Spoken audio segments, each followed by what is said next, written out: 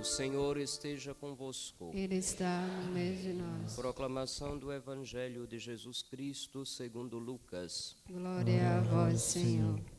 Certo dia, Jesus estava rezando num lugar retirado e os discípulos estavam com ele. Então Jesus perguntou-lhes: Quem diz o povo que eu sou? Eles responderam: Uns dizem que és João Batista, outros que és Elias, mas outros acham que és algum dos antigos profetas que ressuscitou. Mas Jesus perguntou: E vós, quem dizeis que eu sou? Pedro respondeu: O Cristo de Deus. Mas Jesus proibiu-lhes severamente que contassem isso a alguém. E acrescentou: O Filho do Homem deve sofrer muito, ser rejeitado pelos anciãos, pelos sumos sacerdotes e doutores da lei, deve ser morto e ressuscitar no terceiro dia. Depois Jesus disse a todos: Se alguém me quer seguir, renuncie a si mesmo, tome sua cruz cada dia e siga-me. Pois quem quiser salvar a sua vida vai perdê-la, e quem perder a sua vida por causa de mim, esse a salvará. Palavra da salvação. Glória a vós, Senhor. Evangelica dicta, deleantur nostra delicta.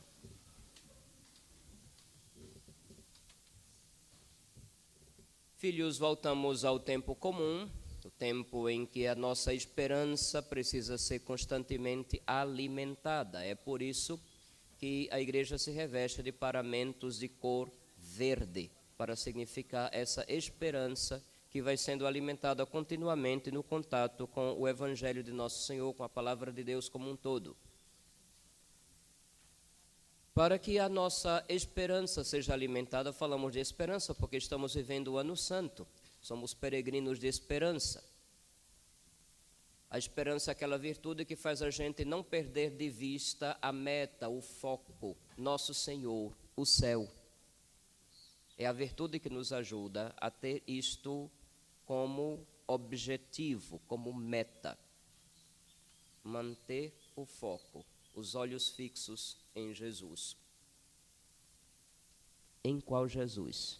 É a pergunta. Em que Jesus? Pergunto desse jeito porque nós estamos vivendo numa época em que diversas pessoas se acham no direito de emitir opinião sobre Jesus e sobre como devem ou como deveriam ser os seguidores autênticos, ainda uso essa palavra, de Jesus. Jesus fez a mesma pergunta aos apóstolos: o que é que dizem por aí sobre mim? O que estão dizendo sobre mim? Quando as pessoas que não conhecem Jesus falam de Jesus, geralmente é com bajulações, é com superlativos, é com aquele exagero do conceito, mas ainda, mesmo exagerando o conceito, não chegam nem aos pés de quem Jesus realmente é. Se você vai perguntar aí fora, os vazios, os medíocres vão dizer aquelas respostas prontas. Por exemplo, ele é tudo, ele é 10, ele é o máximo. Já ouviram essas respostas? Ah, Jesus é tudo para mim. Geralmente uma pessoa que diz isso não entende nada sobre Jesus. Ah, Jesus é o máximo para mim. Geralmente são pessoas que já estão contentes com o mínimo. Não crescem, não progridem.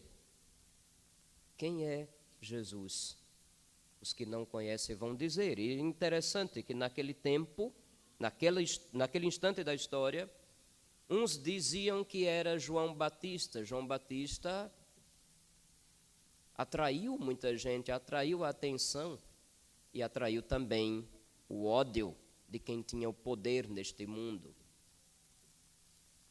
Outros estão dizendo que és Elias. Elias, segundo os relatos do Antigo Testamento, é considerado o maior entre os profetas, que foi arrebatado ao céu, seria o homem que não morreu. Ele foi arrebatado num carro de fogo e deixou o manto para Eliseu. Confundir Jesus com Elias é colocar Jesus na conta de um grande profeta.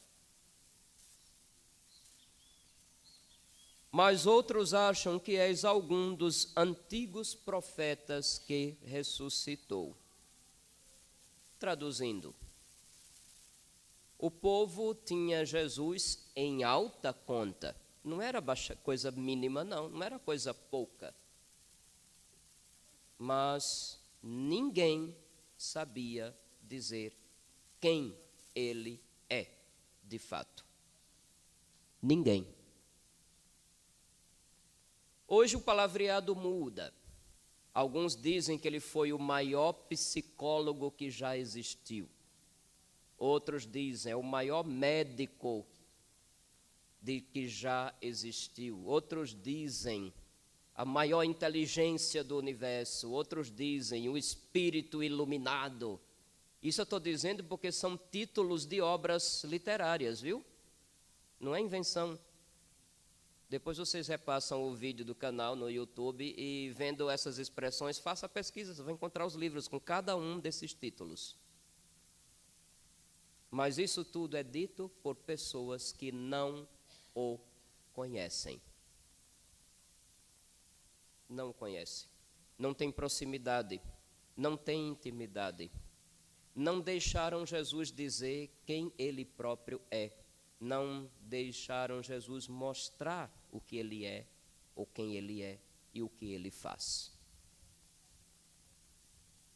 Quando na intimidade crescemos nessa proximidade com o nosso Senhor, vamos aprofundando o conhecimento sobre ele, quem é e o que faz, e assim podemos ter um conceito de quem é Jesus. Quando ele pergunta aos apóstolos, só Simão vai responder: Tu és o Cristo de Deus. Aqui é o relato de São Lucas, capítulo 9.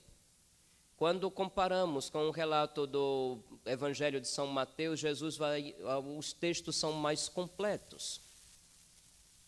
Pedro vai responder: És o Messias, o Filho do Deus vivo, e Jesus acrescenta: Bem-aventurado és tu, Simão. Não foi a carne nem o sangue, foi o Pai do céu que te revelou isso. Só sabemos quem é Jesus com a ajuda da graça, para começo de conversa. Quem não conta com a ajuda da graça, por mais que escrevam coisas maravilhosas, não sabe quem é Jesus, nosso Senhor. É graça de Deus, para começo de conversa. Tu és o Cristo de Deus. A afirmação sobre quem é Jesus traz consequências, porque não é apenas um conhecimento intelectual. Que é isso, padre? Coisa simples. Tem coisa que você foi na escola, que você estudou, deu até conta de uma prova, mas depois voltou para casa se perguntando: isso vai fazer o que de diferença na minha vida, se eu sei ou se eu não sei? Mas ainda se você teve pai ou mãe que de uma forma realmente sábia soube cuidar bem da família e dar sustento com muita dignidade. Quantos comerciantes, por exemplo, que nunca passaram da 8ª série e fazem muito bem o que fazem? Nós sabemos disso. Eu vivi 9 anos em Itabaiana e vi isso na prática. Tem gente lá que tem muito mais recursos do que todos nós juntos aqui. E se você topar com ele na rua, você não dá um conto, vai pensar que é um matuto. Conheci vários assim. Conhecimento intelectual nem sempre muda a pessoa, nem sempre faz com que a pessoa aprenda a ser e muito menos aprenda a fazer. Porque é dessas duas realidades que nós aprendemos sobre Jesus Cristo. Não é um mero conhecimento intelectual. Não é uma resposta pronta a uma pergunta do catecismo que a gente decorou sem compreender cada palavra que estava sendo dita. Responder quem é Jesus implica a ajuda da graça, implica a abertura completa a Deus, implica intimidade com Ele, implica começar a experimentar o ser como Ele e a experimentar o fazer como Ele. Se não procuramos ser e nem procuramos fazer como Jesus, nós nunca vamos dizer ao mundo quem é Ele. É uma resposta que tem implicações vitais, existenciais. Entre uma pessoa que somente leu livros e chegou a conclusões, e uma pessoa que entrou na intimidade de Jesus, com o auxílio da graça, que vem pelos sacramentos instituídos por Jesus, pela oração constante de contato com Ele, de tê-lo como amigo, de entender a oração como colocar a conversa em dia com Ele, de praticar as virtudes que se aprendeu com Ele, de amar a Deus e de amar ao próximo, cada dia de uma forma melhor do que no dia anterior. Uma pessoa assim vai saber dizer com mais propriedade quem é Jesus. Aí nos perguntamos, eu olho para o espelho e pergunto, eu estou pronto para dizer quem é Jesus? O peso dessa pergunta que fazemos a nós mesmos é grande. Você está pronto para dizer quem é Jesus?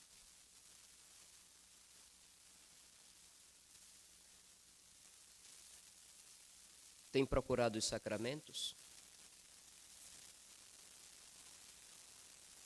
Tem rezado todos os dias? Tem se entretido com nosso Senhor?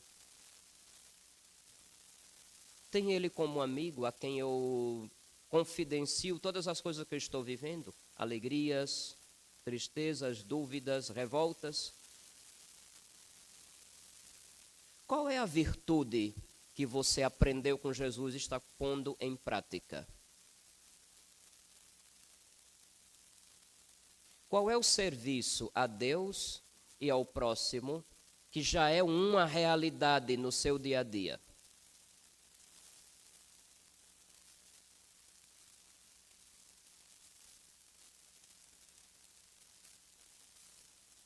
Se há uma ou mais dessas perguntas, sua resposta é não, ou não sei, ou talvez, então, meu filho, me desculpe, você precisa crescer mais no conhecimento dele, você não sabe quem é ele. Quem é Jesus? Sim, é o Cristo. Cristo é a palavra grega para a palavra hebraica Mashiach, Messias, o ungido. Só que os hebreus esperavam um Messias político, que fosse sábio como Salomão, que fosse guerreiro e estrategista como era Davi,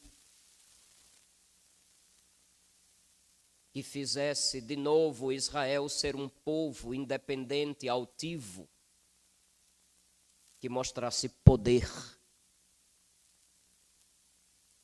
Porém, ele não usou a lógica do poder, ele só usou o amor para vir a nós e para resgatar não apenas Israel, mas o resto do mundo, e assim cumprir aquela promessa que Deus tinha feito a Abraão: em ti serão abençoadas todas as nações da terra. Se os judeus se fecham, a bênção que Deus prometeu que Abraão seria instrumento não vai chegar às nações da terra. Somente com Jesus isto vai ser possível. Não foi a lógica do poder, foi a lógica do amor. Ainda um tempo atrás, era comum, especialmente no tempo de Páscoa, as pessoas cantarem aquela música de origem protestante, que dizia assim: Deus enviou seu Filho amado para morrer no meu lugar. Existe falha teológica nesta afirmação. Por isso que aos poucos a gente foi tirando do uso. Deus enviou o Filho para revelar à humanidade quem é Deus e como age Deus.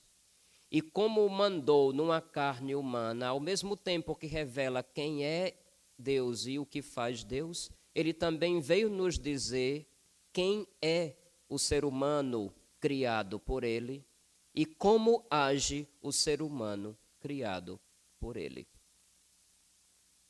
Se Deus é amor e nos criou a sua imagem e semelhança, é no amor que vamos realizar a nossa existência humana.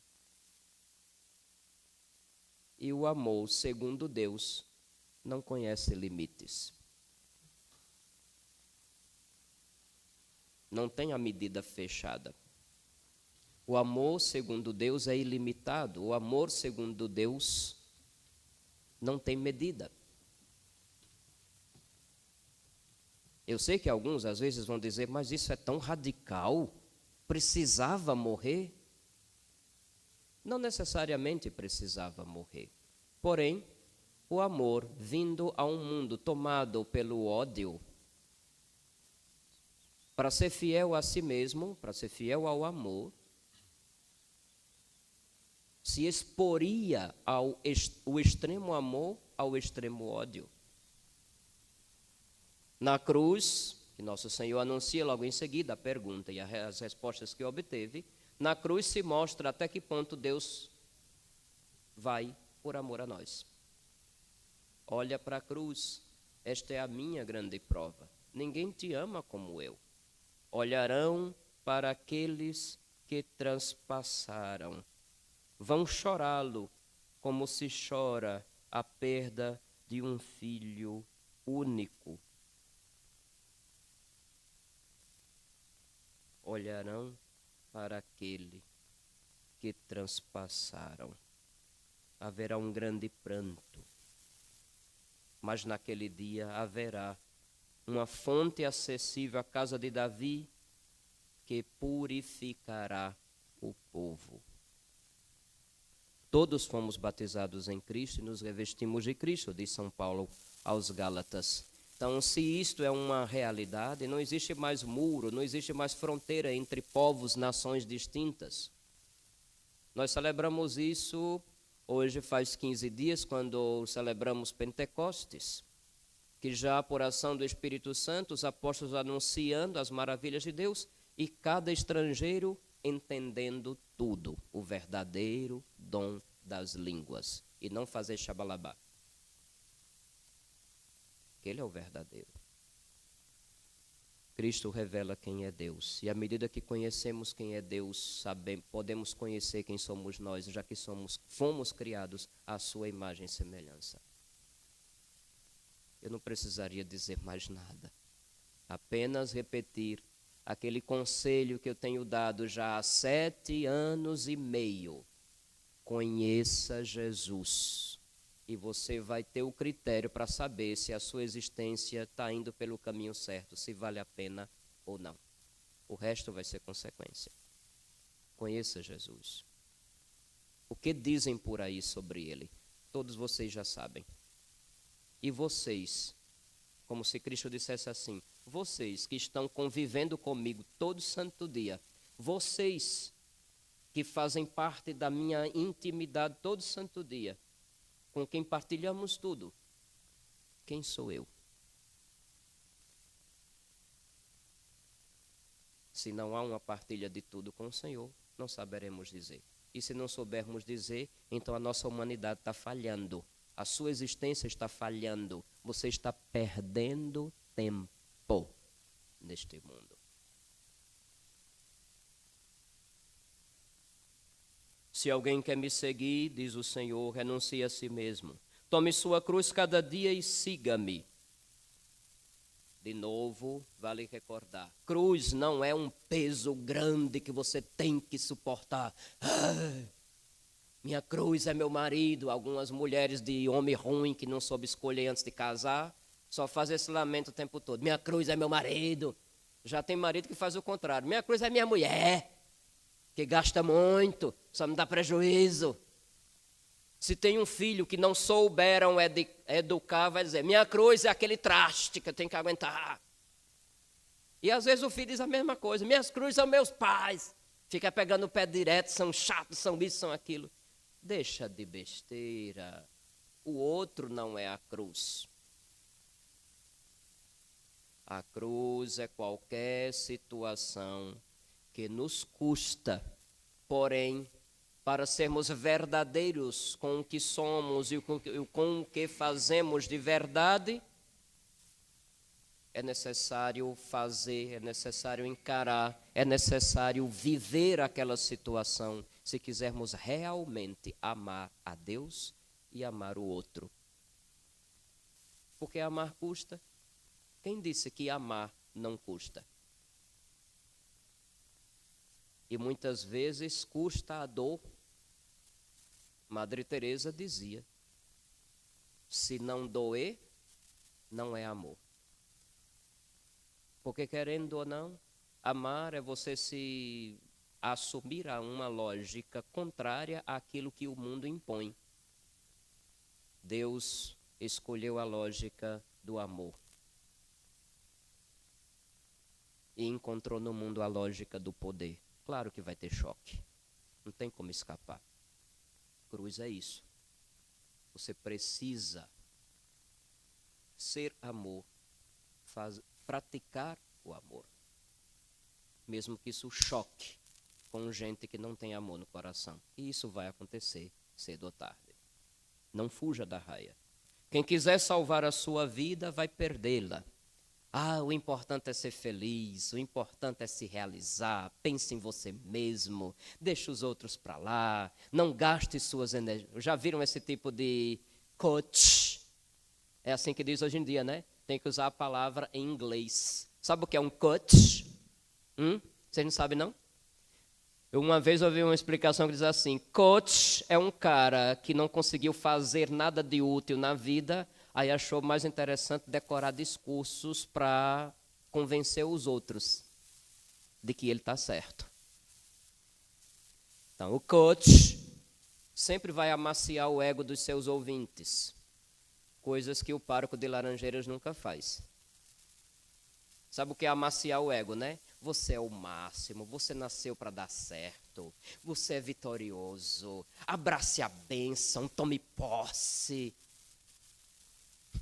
Não é isso, Jesus nunca falou esse tipo de palavreado, já observaram? Olha o evangelho de ponta a ponta, se você encontrar eu dou um doce, como diria na minha terra. Quem quiser salvar a sua vida, quem casquetar que tem que ser feliz, se realizar e ter tudo de bom e do melhor, vai morrer frustrado, porque nada neste mundo preenche o coração humano. Nada. Mas quem perder a sua vida por causa de mim, este a salvará. Para o mundo, a gente está perdendo tempo. Para o mundo da lógica do poder, amar é fraqueza, é coisa de gente imbecil. Para o mundo, na lógica do poder, fazer renúncia é loucura. É você pedir frustração e depressão. Escutei já muito isso na minha trajetória. Toda vez eu me lembro no dia da minha ordenação, há 25 anos e meio, entrando na Catedral de Nossa Senhora da Conceição, em Aracaju. A procissão entrando bem devagarinho.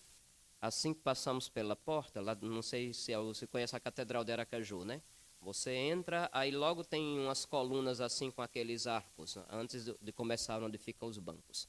Aí na hora que eu parei ali, embaixo daquele primeiro arco na porta, tinha duas senhoras de cabelo pintado, porque dava para ver na cara que tinha mais de 60 ou 70.